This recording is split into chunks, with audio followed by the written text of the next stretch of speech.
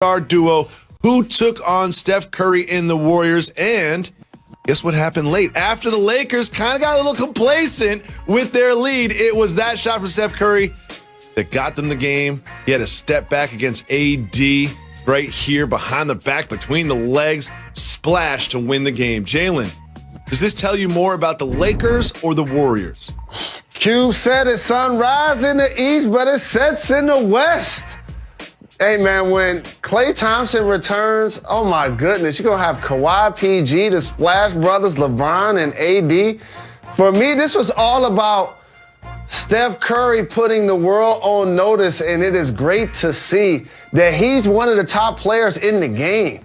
When you won championships the way he has, 3 of them, and haven't won finals MVP, people can kind of deny you and underestimate that the guy that won it was Kevin Durant. He's been the only unanimous MVP in the history of the league. Now he's out there playing knowing that his team isn't the favorite. And Steph Curry's out there doing crazy work, Jacoby, how he shot them back in the game. One of my guys, Kelly Oubre, it was great to see him have his best game of the season, making some shots and making some plays and playing with enthusiasm. But this was about Steph, in particular late, because they've been trailing late. They have been trailing that second half of that game. Now, Jalen, couldn't help but notice that you haven't actually worn your hair on a program of ours for a few months because it's under construction. And we noticed something about the hair of Wardell Stephen Curry that has really turned the Warriors season around. When he had those braids that you see that were too tight, look at the numbers. Under 20 points a game, not a single win. Look at the field goal percentage. It's across the board. The braids are way too tight. He undoes the braids, lets the hair fly, lets the shots fly. Look at those difference, Jalen Rose. Do you think that really it was just the braids that were holding him back to start the season? It was the braids, but it got him a dope commercial. That's going to be a legacy commercial I see like Chris Paul has with State Farm. But I knew the league was in trouble the next day when he took out the braids and he made 105 straight threes from the corner. So y'all don't have that on there. So y'all forgot that part when he put in that practice. And then all of a sudden, look at those numbers. And I heard you in your intro. When he took out the braids, that was too tight. Yeah, dog, he's playing a lot looser now. A lot looser. Well, we're going to move away from basketball to a truly horrific situation in Major League Baseball. I'm David Jacoby. And on the cool check-in. Together we're Jalen Jacoby. What exactly is it that we do, Mr. Anthony Rose? Give the people what they want. Yes, we do. We have the championship duo of AD and LeBron falling short to Steph last night. We also have the man, Ryan Garcia, superstar boxer, joining us later in the show. But we start with one of the best regular season games I've seen in a long time. That was between the new look Nets and the Milwaukee Bucks, a back-and-forth battle that went down to the wire, and it was KD, the Slim Reaper from the top of the key, off a rebound from Harden to ice the victory for the Nets. Jalen, I know you're watching every second of this one. What did you see from the Nets last night? Do you see what I see? Do you hear what I hear? Jacoby, we have must-see TV. Each night, League Pass, Eastern Standard Time. These guys have made themselves the proverbial villain in sports. KD left the Splash Brothers and is returning from an Achilles injury. Put him in the conversations of top player in the game already. James Harden, back-to-back triple-doubles on a new squad. It's a pecking order we got going on in the East, and they did it against the Bucks. The Bucks. James Harden is putting up elite-level numbers his first couple of games. He really is. He did not quite reach a triple-double, but he was almost at a triple-double last night. It looked so good to see him in that black as the true villains of the NBA creating this super team. I'm not going to overreact to one regular season game in January against the Bucks. Oh, wait, yes, I am. Yes, I am. This is the team to beat in the East. And against these Bucks, who they may meet in the playoffs, perhaps the Eastern Conference Finals, It's notable to see how they defended Giannis, something that you noticed as well. What did you see about how they went at Giannis on the defensive end? So that's classic mental manipulation. That's not just about Giannis' percentages or his ability or inability to shoot the ball. Because if that was a point guard or a wing, you wouldn't back off of them like that. But based on the geometry of the floor, since Giannis plays a lot of 4 or point center with Lopez in the center, in the corner, now you're basically saying, we want your big man to come down and shoot it from 30 feet each time. And we're gonna play those percentages. And so everybody stands back and watches because you know he's gonna make all of his dunks. And I remember he made a strong dunk in the first half. I saw the Nets bench in the back like, whatever, dog. You really gonna celebrate like that? I know James Harden was like, yeah, remember I told y'all when I was in Houston that he was just getting dunks? So they're trying to mentally manipulate the back-to-back MVP. So what Giannis needs to do, Jacoby, is continue to play with pace and continue to play with force. If they're gonna give you that space, you occupy it.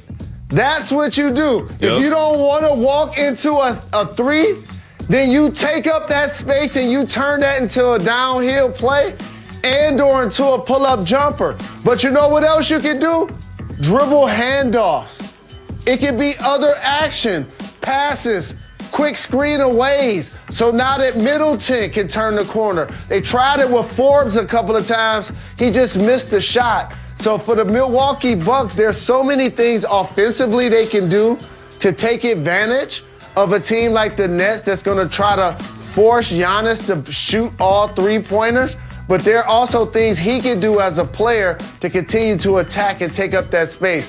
And then also make DeAndre Jordan work, who had a double-double, was catching lobs, and ended up being a game-changing player along with Joe Harris for the Nets. DeAndre Jordan shoots 1,000% from the field in like 10 of 12 games thus far. But one thing to note about DeAndre Jordan, you know I love Jared Allen. I'm going to miss him on these Nets, is he played over 37 minutes last night. And I don't know if that is a recipe moving forward night after night after night. Now, one thing I do want to pay attention to is just what James Harden brings to this offense. He is like the sun. He has a gravitational pull towards him. Like if they just double him, triple him, they leave KD wide open for a dunk. That's Kevin Durant wide open for a dunk. And then at the end of the game, everyone's focused on Harden. That leaves KD, again, one of the best scorers that's ever held a basketball, wide open 4-3. His assisting is just going to go up. That gravitational pull that he brings this offense is going to make those dunks that you saw from DeAndre Jordan, the open threes from Joe Harris, who hit a big one at the end of the game. And I cannot believe this, but Kevin Durant gets left open from defenses. The elephant in the room is actually not that big. He's actually kind of small, and it is a gentleman by the name of Kyrie Irving. We have some new information as to his whereabouts. In just hours, Kyrie Irving is going to play NBA basketball. That's right. He's expected to join Nets practice today, just right in front of a back-to-back, or a doubleheader, I should say, not a back-to-back, against the Cleveland Cavaliers. Sounds like a good backcourt that potentially they could mix it up against. Jalen, what does Kyrie Irving have to do when he steps in this locker room to reestablish himself in this new-look Nets? Well, there's the score of the game and the game of life, and I do want to acknowledge him purchasing a home for the family of George Floyd, Salute. the gentleman who was killed at the knee of an officer in Minnesota for 8 minutes and 46 seconds. For Kyrie to do that, and the charitable things that he's been done have been very notable. As he returns to this basketball team in that locker room, the pieces on the chessboard have changed, Jacoby, because at first he was the lead domino. KD was coming off an Achilles injury, and somebody needed to sign on the dotted line to hold it down and create an incubator for KD to return and be working on building something special. Kyrie signs, KD signs, and then all of a sudden, Kyrie goes out with personal reasons. And they trade for James Harden, somebody KD has played with before, and also is going to be a high-volume assist player flirt with triple doubles and get his numbers different than Kyrie, which actually doesn't mean they have to necessarily take turns. I know a lot of the plays that they did weren't like assisted toward one another, but like you broke down, there are a couple of plays where they concentrated so much on Harden that KD was wide open. And then KD got a late three also. Kyrie used to having that thing in his hands, Jacoby, and he ain't necessarily used to being a spot-up player or a player that's gonna do a lot of cutting. So will they make it work? Absolutely. But it will take a lot of sacrifice. But man, the Nets are loaded. It is must-see TV. Exactly like you finished. It is must-see TV. I have never been so excited for a Nets-Cavs game than I am for tomorrow night's matchup between those two teams. I will have all the popcorn, and I expect not only this backcourt to show up and show something special, but the Cleveland Cavaliers backcourt has been playing pretty well this year too. Sexland. I'd like to see them play some defense against these two. Now, Jalen, the Nets have a duo that is soon going to be a trio of superstars, but the reaction to the deal and what the energy is like as you try to put everything together as a group. Was very excited, just to have James here. Obviously, letting go of some of the pieces that have been here in the Nets organization for a while, even before I got here. It was going to be hard regardless. It's just the nature of the business. We're all brothers still, so we're just moving on into the next phase of just developing as a team and just building some camaraderie and having fun. Can you shed some light on what the last couple of weeks have been like for you and the time you needed off? There's a lot of family and personal stuff going on, so just want to leave it at that. Otis Livingston, CBS New York. Hey, Kyrie, welcome back. As you look at the makeup of the team and how successful they have been, how do you see yourself fitting back in? Because you had obviously a huge role before, now coupled with James Harden in the mix. Like I said, it's just really exciting, just to be able to play with great players that have, just been here in the league for a while, have been through ups and downs, the peaks and valleys. So, James is aligned with us in terms of just experience, and, adding that to our locker room is going to be great for us. Malika Andrews, ESPN. Hi, Kyrie. I'm wondering if you were aware that you had violated the health and safety protocols and what that process was like for you in coming back and going through that investigation, one. And then secondly, what your communication was like with the team while you were away. Happy to be back. Happy to be around these guys, address the team, address everybody that need to be addressed. Now it's time to move on. Bruce Beck. On the health and safety front? I'm sorry, Malika, go ahead. I just was circling back on the health and safety front. Happy to be back. Thank you. Bruce Beck, NBC New York. Kyrie, how supportive have your teammates and the organization been during this time? It's been great. It's been enough support for me to, feel like they have my back. And, that's all I can ask for, the support, not only me, but my family. I'm a hometown kid, so, things hit a little different when, family or personal stuff going on. And that's up to me to handle that as a man. But, yeah, I just take full accountability for my absence with the guys and, just had a conversation with each one of them and we move on. Christian Winfield, New York Daily News. Hey, Kyrie, just wanted to ask, on a mental, maybe spiritual, emotional, even physical front, is everything okay with you? Greg Logan, Newsday. Kyrie, there was a report yesterday that you had purchased a house for George Floyd's family, which would be obviously a magnificent gesture. Can you confirm that and discuss what went into your thinking on that? It's a team effort. Just want to continue to fulfill our purpose in serving a lot of the underserved communities. Those don't necessarily get, the same attention from just others around. So just trying to do my part. Selfless service, that's all. Alex Schiffer, The Athletic.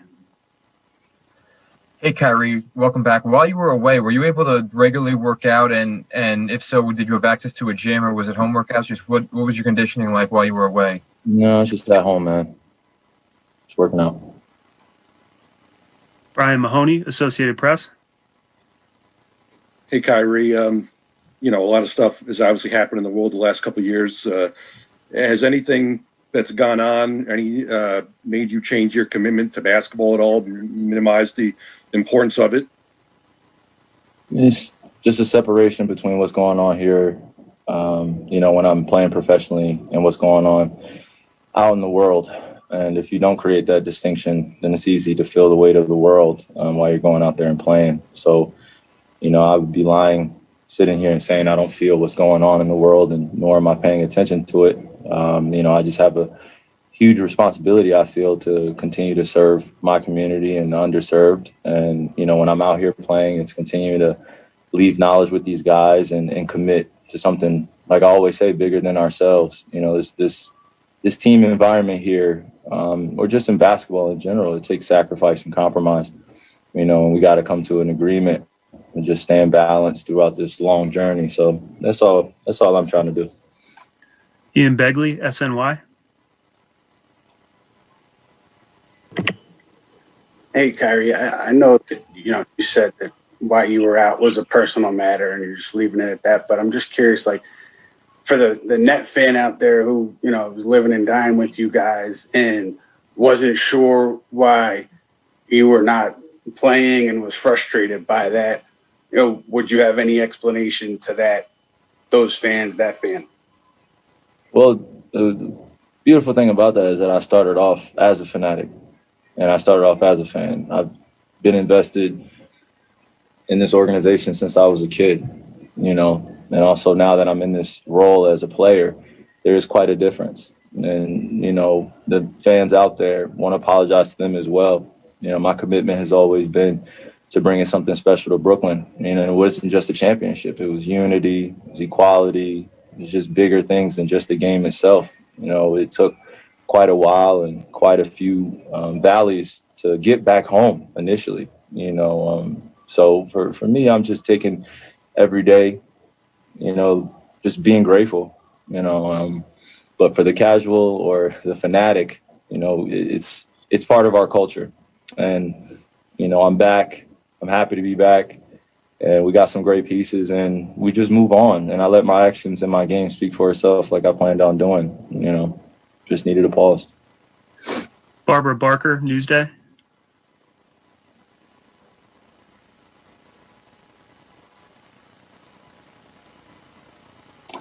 All right, we'll move on back to Greg Logan with Newsday. Kyrie, two things. We know that politically and socially, the country has been fractured the last 4 years. What do you hope happens after this inauguration tomorrow? And also, secondly, do you feel like you can still find your joy playing basketball? Thing that is, pretty interesting in watching when you take a break from everything. There's just so many assumptions about what's going on. And so many people feel like they know me best. And they have no idea who I am, nor what I'm about, or what I stand for, or even attempt to take the time, or even for me to invite them to take the time. So it's a two-way street. And when things become overwhelming in life, you just got to take a step back and realize what's important. And I love to play. It's never been questioned. I've committed myself, when this wasn't even a thing for me. I didn't really care about media, didn't really care about the fandom. All I cared about was just the ethics of the game and being taught the fundamentals. And now that it's become bigger and there's more of a responsibility that I have in this position I'm in, I'm grateful because I'm able to stand on this platform with others alongside of me that have sacrificed and are going through similar things. So I'm not alone in this. And, that's just a big thing about also mental health, just coming in and being balanced with yourself first and then being able to perform. With everything going on in the world, politically, socially, like I said, it's hard to ignore. I want to make changes daily. There are so many oppressed communities, so many things going on that are bigger than just a ball going in the rim. So for me, I just, like I said, it's just the balance of it, of knowing I can delegate my responsibilities off the court to people that I'm surrounded around that are for the fight and are fighting behind the scenes and in front in the lines. And, you know, like I said, I'm not the only one that's fighting, so I'm grateful to unify with others. And that's all I've tried to do. And on the court, the same way, just play with a smile, leave something that I've